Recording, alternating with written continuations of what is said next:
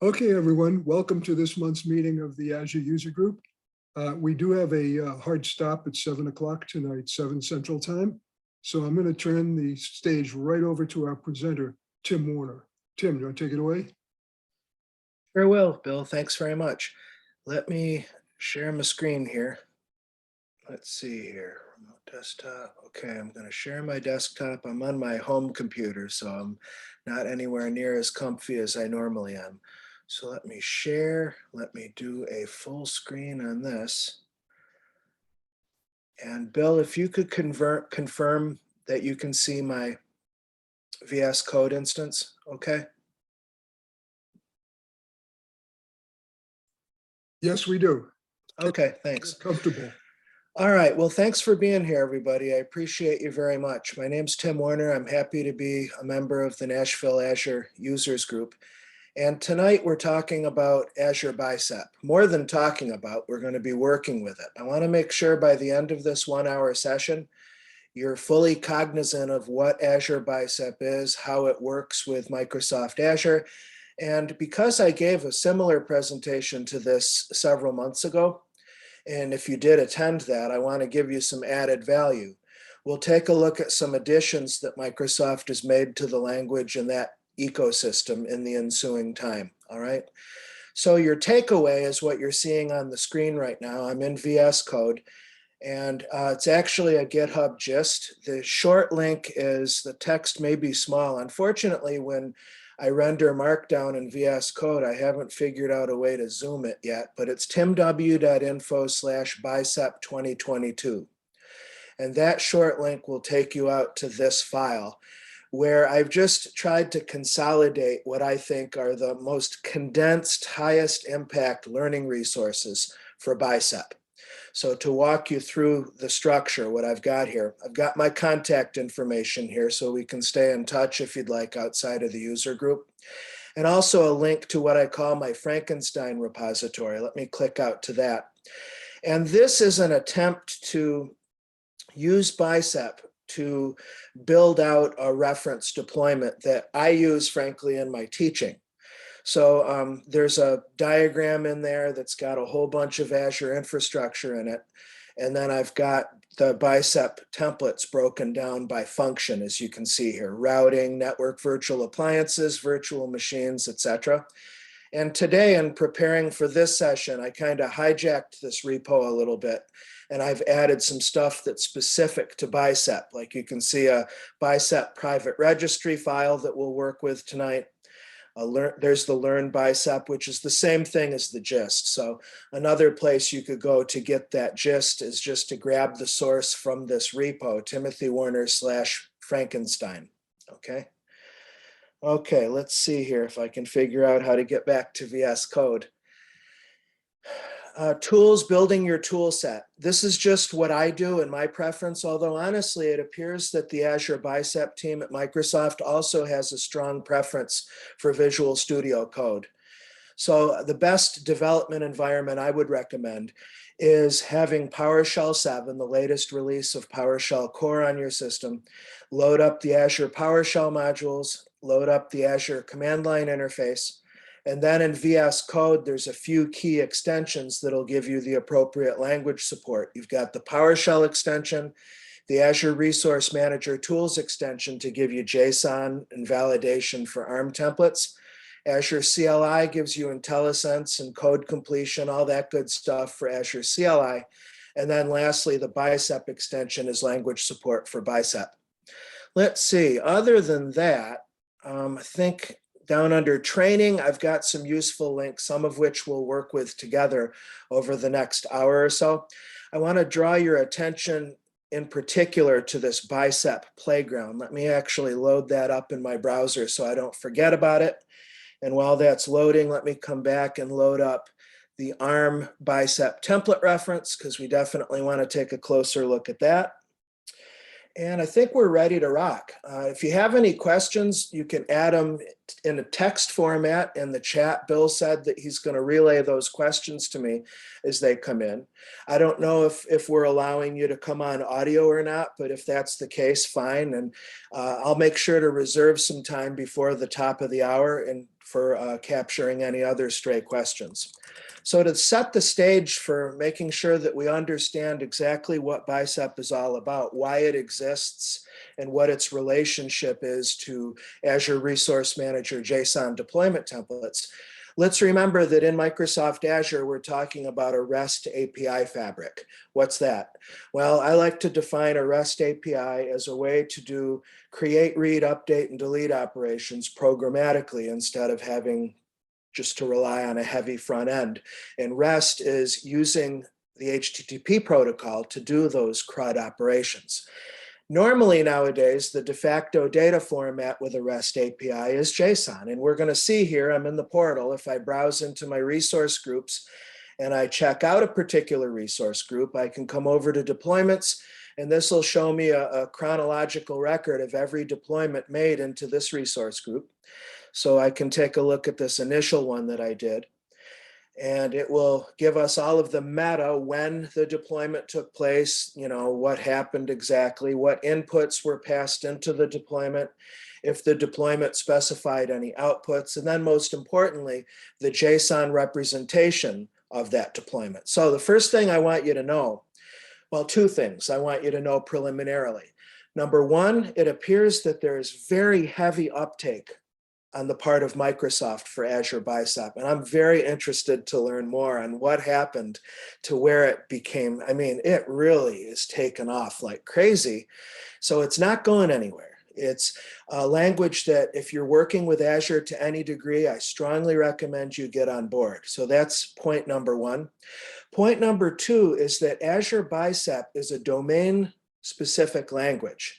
That is, it's a programming language. It shares, you know, keywords and constructs that are similar to scripting, automation, and programming languages, but it's domain specific, which means unlike HashiCorp Terraform, where you can use Terraform with that single DSL in the context of all the different clouds and providers, Bicep is going to be limited only to Azure. So you might look at that as a disadvantage. That is a fact though. But it's simply an abstraction on top of ARM. That is, when you write a Bicep template and you deploy the template, your client and Azure Resource Manager are going to work with JSON, not Bicep. So you've got what's called a transpilation happening, transpiling the Bicep file to JSON, and then JSON is what goes into Azure because JSON is what Azure Resource Manager expects. So that's an important thing to keep in mind as we start, okay? Now, so this is the JSON, like I said. I brought up, let me see if I can hide these Zoom tools because they're really getting in my way. Let me hide the floating meeting controls. There we go. Now, if we go over to the ARM template reference, which is a page that you may be well familiar with already, I hope you are, you'll notice that nowadays the template reference mentions Bicep right out of the gate. So normally when you're looking, or when I'm developing an ARM template and I want to know what the legal JSON is for that resource, let's just say, for example, we're going to do a storage account. We can look up, let's see here, there's lots of different storage account types. Let me try to find just a canonical storage account here. If we call up a resource and we come down to the template format, notice that whereas it always used to be just the raw JSON, and that's fine, it still exists, it's not going away. Now we have Bicep. So this is an indication again that this isn't going away. Microsoft has really taken this up. And what's neat is I found that the larger community, the larger Microsoft technical community is also taking it up. Why? What are some benefits that Bicep might have as opposed to working with JSON templates natively? Well, I can think of a couple off the top of my head. One, we have to remember, let me try to zoom in a little bit more. We have to remember that JavaScript object notation is not and decidedly not a programming or scripting language. It's a data representation format. And what we have with ARM template syntax is Microsoft kind of co-opting the data format and adding in constructs that simulate a programming language. You know, you have the ARM template functions, for example, and all of that kind of stuff. But it's pretty hacky, and it can be difficult to read and difficult to debug. So Bicep was developed as a relatively easy to understand language where you're declaratively defining your Azure deployment, whatever it is, in a way that is just should be more, hopefully, is more intuitive and natural for you, easier to read, more compact than JSON. All of these kind of things go into the design decisions in Bicep. One thing that I like perhaps the most about JSON is that there's 0-day access to Azure Resource Manager. You know, all of these definitions, these resource definitions you have in the library are going to be your generally available ones. And we would expect that those are represented in JSON, obviously. But have you ever had that situation where you're doing an ARM template and you're referencing resources that are in public preview, or for whatever reason might be in GA but not yet formally codified in JSON, and you're unable to create a definition? You're not going to have that problem with Bicep, because Bicep, I don't know how it works under the hood, but evidently has 0-day access into the ARM API so that you can reference pre-release features as well as generally available features without that wait. That's a huge advantage, it seems to me, over HashiCorp Terraform, which has an even longer delay when a new product or feature comes into Azure Resource Manager, and then when HashiCorp figures out how to do it over on their side with Terraform. Okay, so let's dive into some code here and let's do some comparison and contrast. Again, I'm gonna do what I can to zoom in here. Let me click in here and there we go. What you're looking at is the Bicep Playground. This is an extraordinarily useful website for you to bookmark, and it's in the exercise files, like I mentioned. And if you've come in late, you can get the support file I've created for this presentation. It's a GitHub gist. The short URL is timw.info/bicep2022. timw.info/bicep2022.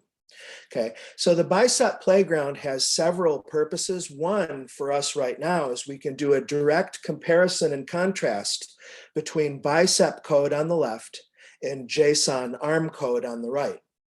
Now, one thing that you might notice right off the bat is where's the schema declaration? You know, in the ARM template, we have to declare how we're validating the template. There's no global schema declaration here, but you do reference the version of your API when you're defining your resources. For example, in the Bicep file on line 33, we have a resource statement, and then we give a name label to the resource that we're defining. And then there's a resource provider and API version, and then it goes on from there. Let's look at some other top level, just things that might jump out at you.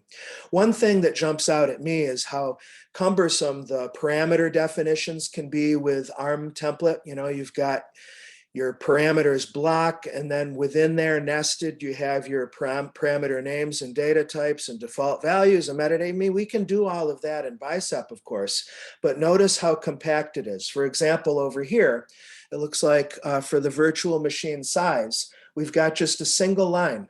It's very much, I think Bicep is influenced quite a bit by JavaScript in some ways. So we've got a param keyword, name of the parameter, the data type, and then to do a default value, you just very naturally do an assignment, you see. There's the team at Microsoft is using this decorator syntax when instead of doing things like, if we look over on the right at the storage account type parameter, you know how you can do an allowed values array to constrain the inputs for a parameter? Here, you just do a decorator at allowed, and Bicep is not using commas, it's using line returns between the elements, but it's the same general idea. Instead of a metadata and description element, you've got just at description, and then you can document your parameters. So it's meant to just make things more intuitive and more condensed as opposed to parsing through the JSON yourself. Variables, wow, check that out. So if we come over on the ARM side, variables generally speaking are pretty straightforward, even in ARM. They're just key value pairs, aren't they? Things get more interesting when you start to invoke template functions, which on the ARM side we normally do by doing a double quoted square bracket, and then you can invoke one or more functions and build dynamic names, dynamic values, globally unique values, that kind of stuff. Look over here. We've got a lot of heavy JavaScript influence. We've got the old JavaScript keyword var, and then just key value assignments. And then look here, you can do the old school, now old school, ARM template function notation if you want to, but you don't have to. Notice you've got this interpolation, again, inherited from JavaScript, I'm sure, where you can concatenate elements together directly instead of using the concat function. It's just a different way to work. Let me see, anything down here? In the body of the template, you've got multiple one or more resource definitions, as you can see. This is a virtual machine. Whereas in ARM, this can get awfully cumbersome depending upon how many resources you have in your definition. It's just a more compact, more intuitive notation. Now, I want to draw your attention here.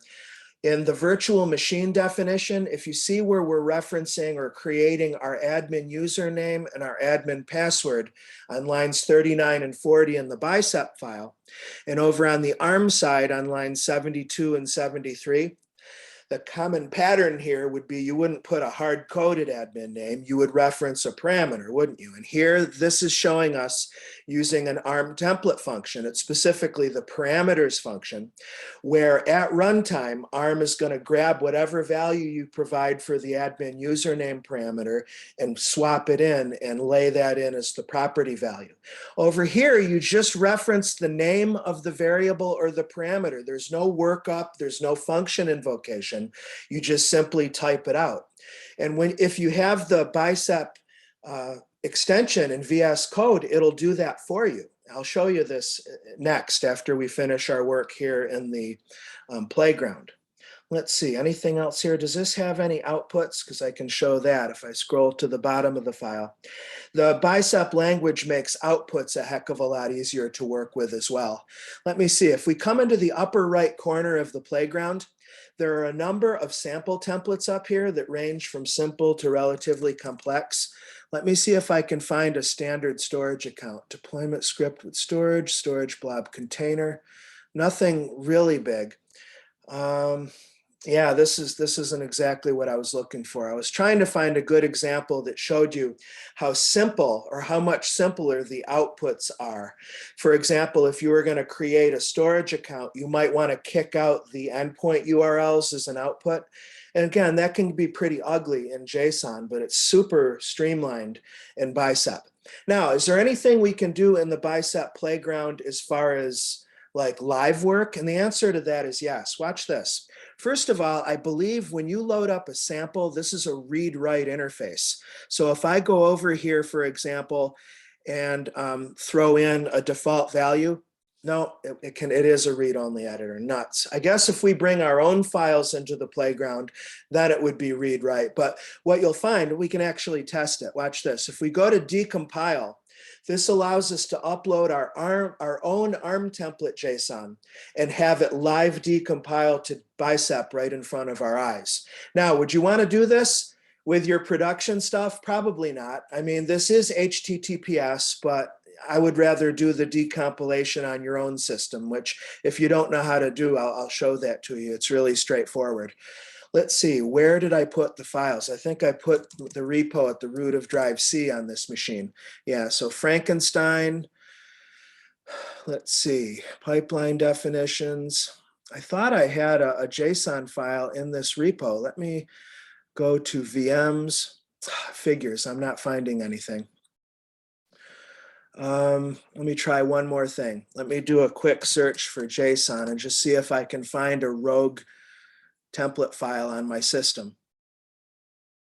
Yeah, here, right here, storageaccount.json. So I'm uploading that file live, and here's the JSON over on the right, and now we have the Bicep on the left. So this could be potentially a nice way for you to start to refactor your own ARM templates and start to do that transition into Bicep. Come to think of it, I doubt very seriously there's any data at this point forward going back up to Microsoft, so you'd probably be safe just working on the client side in this interface. But what if you decided that instead of allowing standard LRS, standard GRS, you just wanted to do standard LRS and standard RAGRs? It's not letting me do it, darn it. But if I come over here, what if I adjust an option over here? This isn't going the way that I wanted it to. Let me see if it'll let me get rid of. Yeah, so at least it'll update. If I update the Bicep, it'll dynamically adjust the JSON at the right, but it's not, unfortunately, giving me the pleasure of a read-write editor on the right side. So that's live decompilation. Let's see, copy a shareable link to the clipboard. I don't know how useful that is. I think that's about all we need to do in Bicep Playground. So what do you think so far? Bill, are there any questions in the queue that I can handle at this point? No questions yet, Tim. Okay. Well, if you take a look at line 27, this is what I was talking about. One of the optional things that we can do in ARM templates is provide outputs, deployment outputs that we can capture in the console or log or whatever.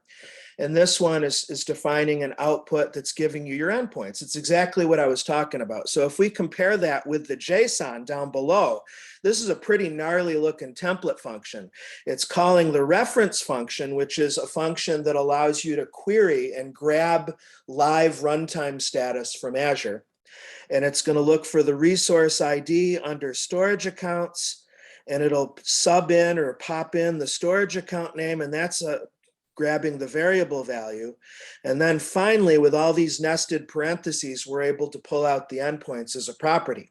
Now compare that with output storage endpoints object equals the storage account name, which is a variable or a parameter. I don't remember. That's one little complaint I have. And I mentioned this to the Bicep engineers. I said, it's hard to see at a glance whether you're looking at a resolved parameter or variable. I guess you could add that to your variable naming convention, maybe name your variables var blah, you see. But anyway, we've got stg account name dot properties dot primary endpoints. Nice, nicely done. So let's head on over to VS Code and let's see what kind of trouble we can get in here. I've set up this environment, and I want to say a few words about that environment in terms of getting Bicep on your system. Now, in order for your system to work with Bicep, regardless of whether you're Windows, Mac, or Linux, you're going to need the Bicep CLI or Bicep command line interface. And there's two main ways that you can work with it. You can install the CLI itself, and that's fine. It comes in once you add it, or I think the installer will add it to your path by default. You can invoke the Bicep command. I'm going to do a bicep -- help just using that command. Hello. Okay, my terminal is all messed up and it's been like this for a long time, so pardon the ugliness with the strange foreground, background, PS readline garbage I've got going on here. It's been a major headache for me. But that's one way to go. What some people may not understand, maybe you don't yet, is you can also work with Bicep in the context of the Azure CLI. So if you have the CLI installed, you can do AZ Bicep, and you can do your Bicep operations there as well. Now, here's an interesting point that you'll see mentioned parenthetically in the docs. When you install Azure CLI, the CLI itself will install its own version of Bicep that only it uses the first time you invoke AZ Bicep. Isn't that interesting? But the docs go on to say that you can't get to that installation of the Bicep CLI from outside of the CLI. So if you want to do Azure PowerShell with Bicep, you're going to have to install the Bicep CLI. So just take that and file that wherever you want to mentally. But that's what we've got going on. Okay, so let me scroll down. I've got some code examples I want to take a look at with you. If you do have the Azure CLI installed on your system, you could either just use an AZ Bicep command and have the Azure CLI auto install the bits, or you can formally do an AZ Bicep install. Now, this has some advantages. As you can see, AZ Bicep upgrade allows you to do an in-place upgrade of your Bicep version. Because, you know, Bicep is at GitHub. It's an open source project.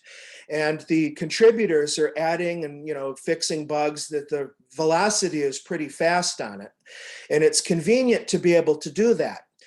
Up until not too long ago, a few months anyway, it was more painful to do that outside of the CLI. You normally, or I would normally reinstall the MSI package, or if you're going to use Chocolatey or whatever it is. But you don't have to do that anymore, because nowadays some contributors actually created a Bicep PowerShell module, and it's published at the gallery. So if I do a search for, let's say, Azure Bicep PowerShell module, let's see if I can find it. I think it's kind of hard to find, honestly, the Bicep module, but basically what it is, the module name is Bicep. Let me show you in the terminal, and you can do an install module Bicep. It's a wrapper for the Bicep CLI. You still need to have the CLI installed, but it extends, it gives you native PowerShell work with the Bicep CLI. Watch this, I've installed it. So I'm gonna do a get command, and I'm gonna get commands from the Bicep module that I've installed on the system. And I think you'll see that some of them are pretty darn interesting. You know, you can do your Bicep conversions from JSON to Bicep, Bicep to JSON. But importantly, look, install Bicep CLI. Nice. Uninstall Bicep CLI. And we also have validation, test Bicep file. Cool. Anything else? New Bicep parameter file. So that's just, again, something that I want to surface and make sure that you're aware of, just to have in your toolkit. It's a PowerShell wrapper for the Bicep CLI, just so you can continue to use your favorite language. Now, as far as actually working with the Bicep CLI, let's take a look at a couple of those examples. First, let's see if I actually do have some files to work with here. Well, first of all, to convert a Bicep file to JSON, we can do Bicep build. And as you can see, I've got a storage account Bicep in my Frankenstein repo here. So it looks like I'm already in that directory. Let me verify that. You'll see Bicep files have the Bicep extension. And as long as you have the Bicep extension installed in VS Code and your file extension is .bicep, then you'll have language support and IntelliSense and all of that for the Bicep language. So I could come down here, and if I wanted to add a new parameter, see how I get that? Boom. So I can do tab, and then for my data type, I can select whatever that is. And if I want to, I can add a default value, and it goes on from there. So that Bicep extension is super useful. But note again that because VS Code is relying upon file type in order to map up the language support, you can verify that by looking in the right corner of VS Code here and verify that the language mode is set to Bicep, which mine is. All right, so starting with Bicep, you can do a forward conversion a couple different ways. If you actually want it to spit out the JSON, that would be a build operation. So I would do Bicep build and then path to that file.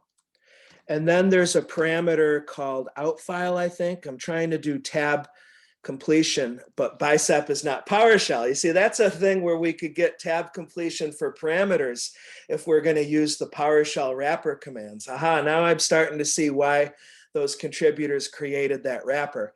In my markdown file, I give you the syntax in more detail. Let me see. It looks like Bicep build, and then if we want to name the out file or put it somewhere else, we would specify _out file. Otherwise, if you leave that off, then what will happen is that the Bicep CLI will convert to JSON and give you a file with the same name and the same directory. And it'll represent that for you, as you can see. And notice that under metadata, we've got some indication that this file was created by Bicep, and this is the Bicep CLI version that was used to create that file. All right. Now, what about going in the reverse direction? That would be what Microsoft calls a decompile operation, if memory serves. Let me go back to my cheat sheet here. Come on. Yeah, converting JSON to Bicep. Again, this is particularly important for you who have ARM templates and you want to get them into Bicep so you can start to debug and refactor and refine and so on. There, it's very similar syntax. And notice that I'm giving you the native Bicep CLI command, Bicep decompile, optionally without file, as well as in the Azure CLI. It's basically the same syntax, AZ Bicep decompile, and then _file path to JSON. So just to demo this real quick, let me go into routing. I've got a route table Bicep file here. So if I do a Bicep decompile, again, that IntelliSense would be nice, decompile. And then I can path out here into routing, route table Bicep, and that's going to do the reverse operation. Now notice that the warning says that decompilation is a best effort process. There's no guaranteed mapping from ARM JSON to Bicep. You may need to fix issues. So that's just Microsoft covering its you-know-what, which makes sense, it seems to me. So if we take a look, if we CD into the routing folder and do a directory listing, why do I not see that file? Let's see, what am I missing? Is there a refresh in here? Is there a refresh in the house? Wondering, honestly, what did I do wrong here? Bicep decompile route table.bicep. I guess I could do a fixed out file. Let's do that in the current directory, and I'll call it route table.json. Let's see what happens there. Maybe it errored out and I didn't notice. Oh, decompilation failed. Cannot decompile the file with Bicep. Okay, so it choked on the Bicep file. But if it went well, there'd be a best effort decompilation into JSON. So there you go. That's just some of the growing pains we have in terms of that JSON to Bicep, Bicep to JSON translation. So what are you thinking so far? Sounding pretty good? Let me give you some more detailed examples here. It's one thing just to do a plain vanilla ARM template, but let me give you this situation. Let's say you're deploying something a bit more complex, like maybe a virtual network. Let me see, I actually have an example of that. I've got a VM deployment and I've got some network examples in this Frankenstein repo. Let's take a look here. What I'm getting at is the situation where you and your team, instead of doing monolithic ARM templates, where you've got a single JSON that's got everything in it and everything in the kitchen sink, you're taking the route of being much more modular. And that's kind of a painful story with JSON templates. You can do nested templates, which can be messy. It's not really solving the monolith problem. And you can do linked templates, but that brings up issues. Where is the linked template? It's relatively easy if it's in a public repo, but if you need to create a shared access signature because the linked template is in Azure and a storage, it can get messy pretty quickly. The Bicep team definitely took that to heart and fixed that problem of where you want your deployments to be much more modular. In fact, that's what the technique or feature is called, is modules.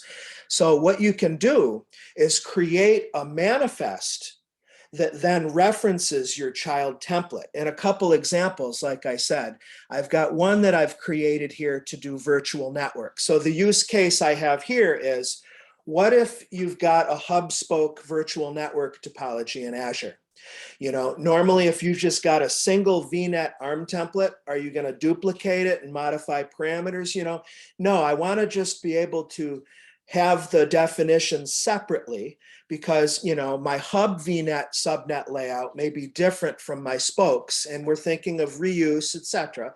So as you can see over here, I've got a hub VNet Bicep file that if we take a look at it, it's got a bunch of parameters in it. Basically, you're defining all of your top level VNet address range and all of your subnets and subnet prefixes.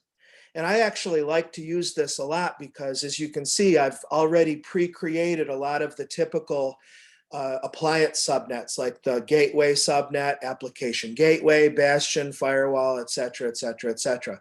So that would be the hub. And then I've got a spoke 1 and a spoke 2 that's a much smaller file that just consists of maybe 1 or 2 subnets. So that's the idea. So when you've got a decomposed infrastructure with these bicep definitions, how can we easily stitch them together? So what I did to solve this problem, I've got a manifest file. I don't think Microsoft calls it a manifest file, but I do. I've called mine vnets deploy. And how I solve this problem, and I'm pretty sure that what I've done here with modules is just one of several implementations, but see what you think of this one, okay? Let me see if I can zoom in another level. Okay.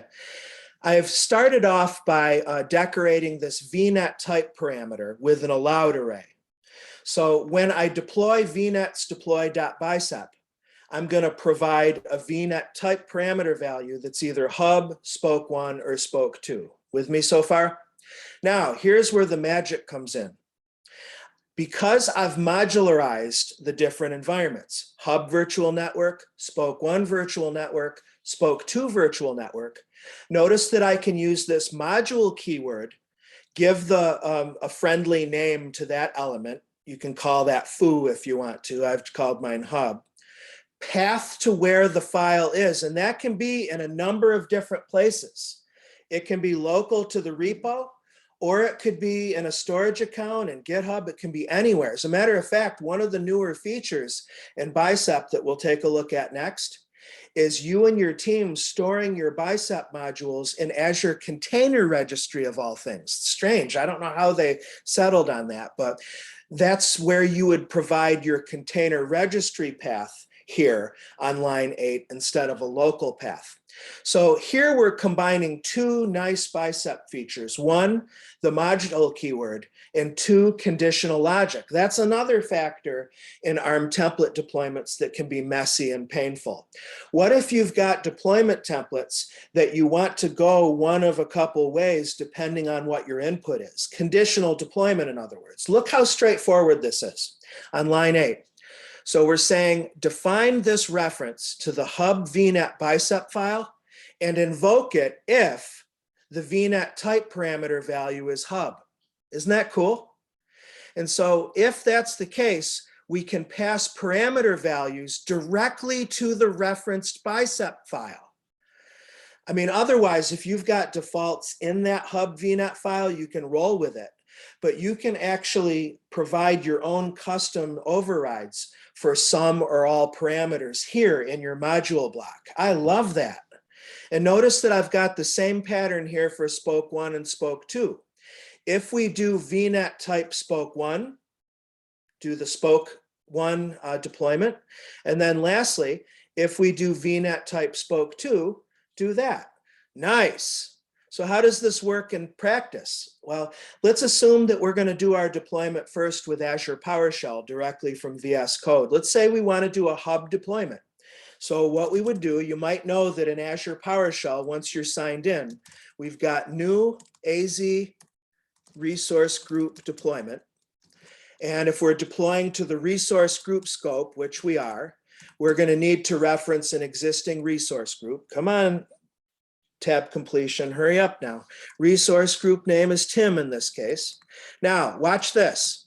Whereas normally you would provide a path to the JSON file for your template, as long as you're running a current version of the Azure PowerShell modules, they are aware of Bicep. So we can natively reference that. Where are we now? We're in the routing directory. So let's come out of routing and dip into vnets and then hit up our, let's see, vnets deploy Bicep file. Okay. Let's see. Can you use parameter files, separate parameter files with Bicep? Yeah, you can, but it's not native to the language yet. I think the engineers at Microsoft would prefer you to do your parameter stuff at the top of your actual Bicep file because the param notation is so compact. I think that their motivation is you should just be able to pop in your values there as defaults if you want. You can use a parameter file, but at this point, correct me if I'm wrong, anybody, but at this point, it has to be an ARM JSON template parameter. So in other words, I could do a template, if I can spell, template, hello, template P tab, template parameter file. You would path out to a parameter JSON, and that's fine. It'll work just fine. But that's what you've got as far as if you do need or want to use a separate parameter file. Anything else we need here? We've got the resource group. We've got the template reference. There's some other optional parameters we could add in, but I think we're good to go. Before I actually unleash this, I want you to make sure you're aware of what if. Are you aware of this? You know how in HashiCorp Terraform, there's the plan where you can see the execution plan that Terraform will use in your deployment. If there's any create, modify, delete operations, they will show you. So it's a nice way to not only have assurance that your template is valid in format and syntax, but you'll get a nice preview of how your environment will change. Well, it's clear that the Bicep team at Microsoft took a leaf from HashiCorp. And what we have is in the new AZ Resource Group deployment Azure PowerShell command, this what if parameter. And that will give us an execution plan a la HashiCorp Terraform plan. I forgot to add the dadgum VNet type. Let me see if I can Control C to bomb out of there. Hello? No?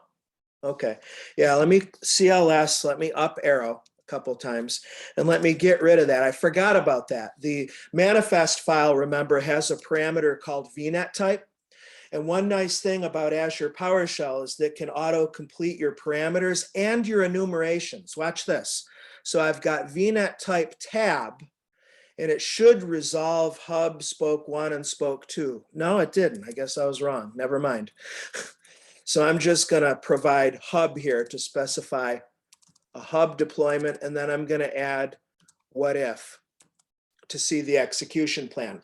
Now, if you're going to do this deployment with Azure CLI, same rules apply. It would be what? AZ something or other. I forgot what the syntax is for the CLI deployments, but there's also a what if flag in there as well. So Azure CLI, the bottom line is as long as you're using a current version, it supports what if, and it also can natively work with Bicep files. Take home message.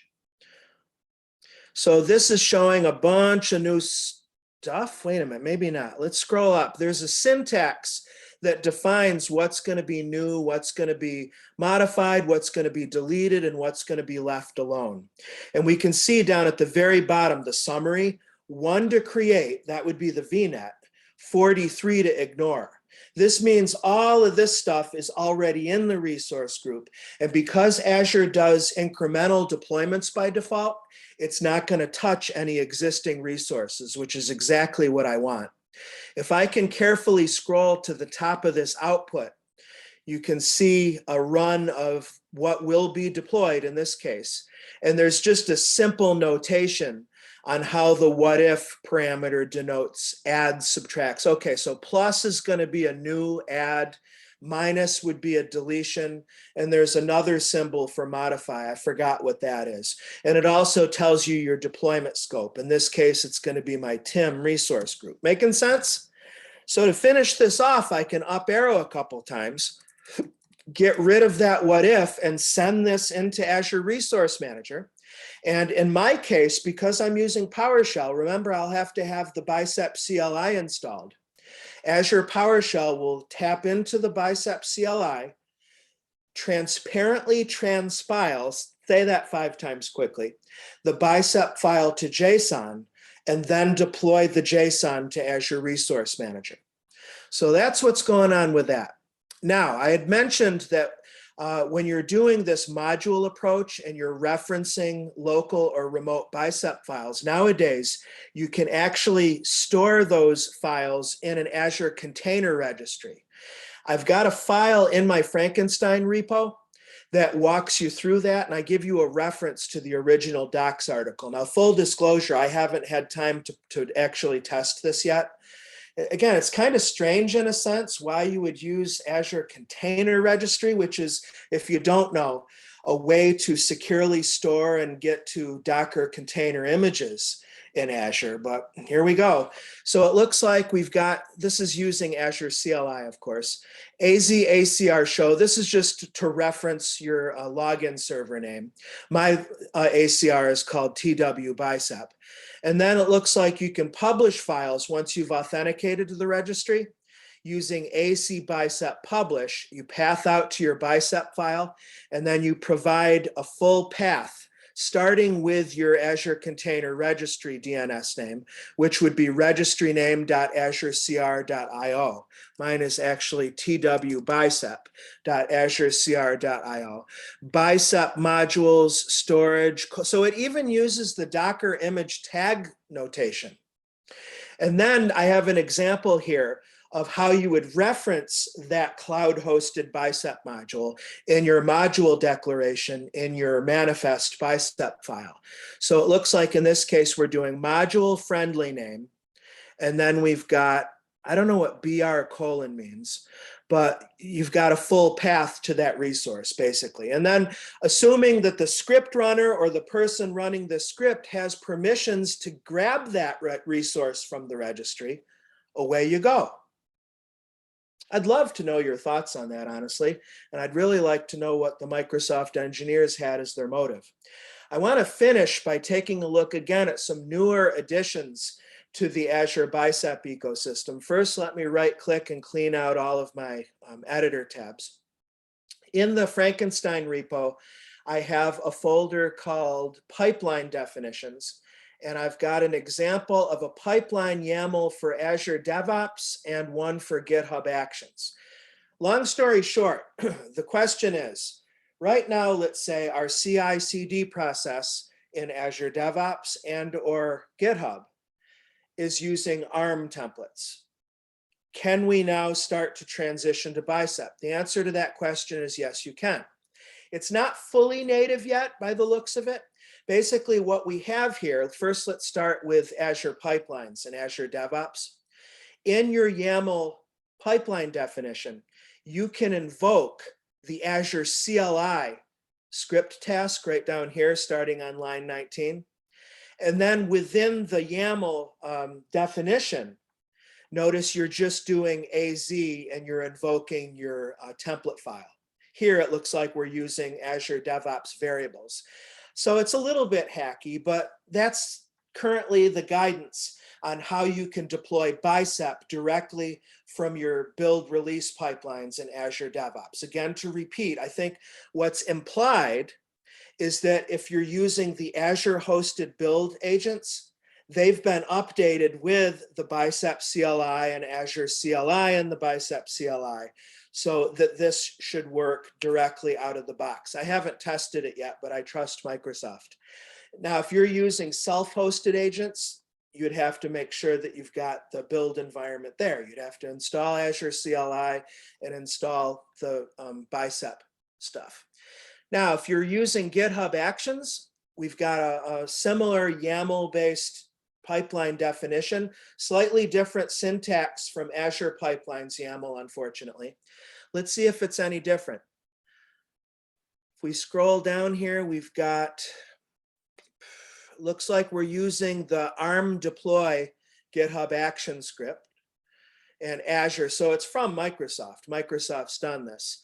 And so here it looks like we're hijacking just the task that we would use in GitHub Actions anyway to deploy a JSON file. But notice on line 24, we're referencing a Bicep script instead of an ARM template. But the same thing applies. In GitHub Actions, if you're using cloud-hosted build agents, they're aware of Bicep so that they'll transpile to JSON just fine. If you're using self-hosted agents, you'll have to make sure that you've satisfied that dependency yourself. Okay, to wrap things up in a little bow, how can we do that? Let me close out of everything and carefully navigate. Let me collapse all of my folders in my repo And let's come back to my Learn Bicep markdown file. Let's render the markdown and see if there's anything I missed as far as takeaways. Well, one, to get a link to this file in this repo, go to timw.info/bicep2022.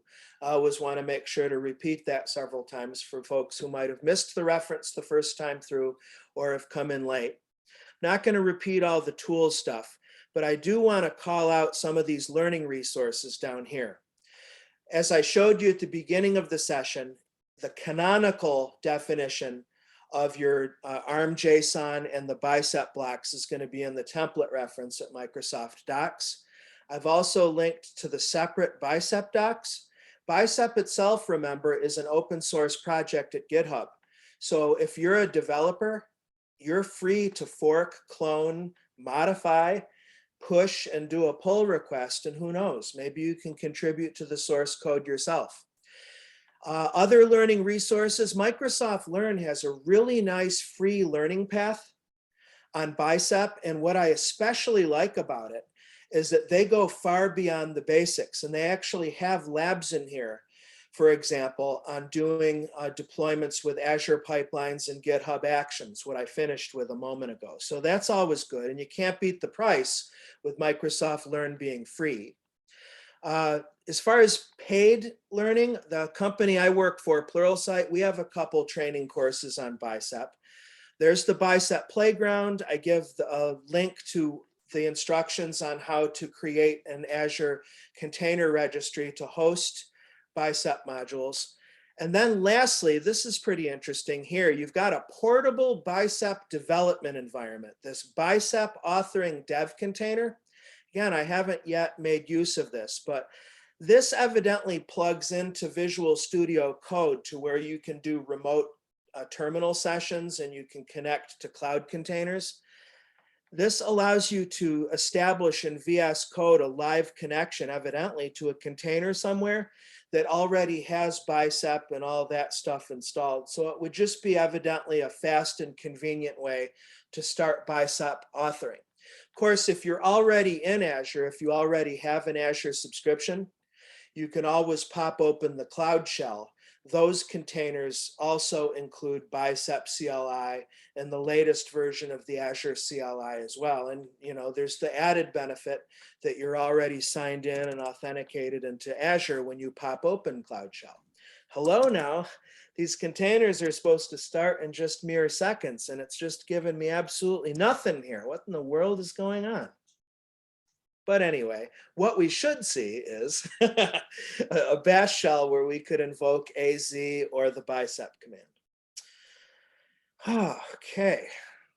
Yeah, I think that's it.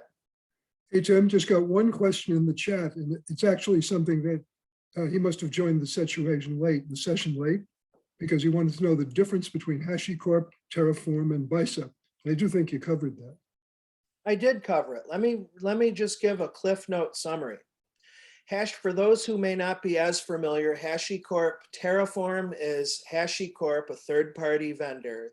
Their infrastructure is code platform. Bicep is definitely an alternative to HashiCorp Terraform because Bicep is a domain-specific language and it works directly with the same infrastructure as code. However, the biggest difference is that Azure Bicep is specific only to Azure.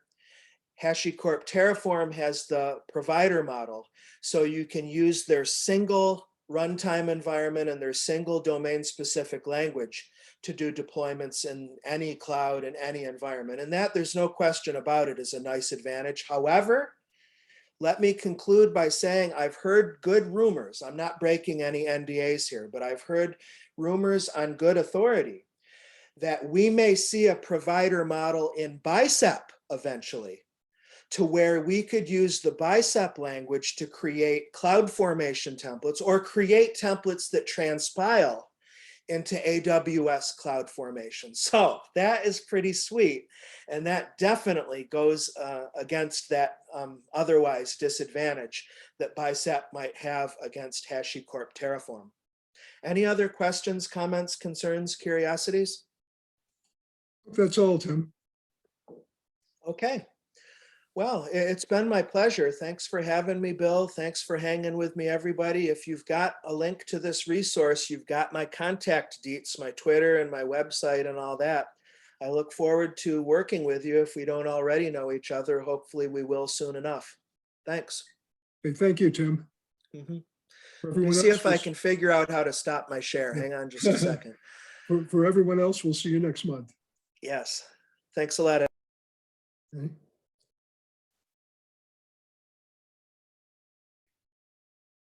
Let's see.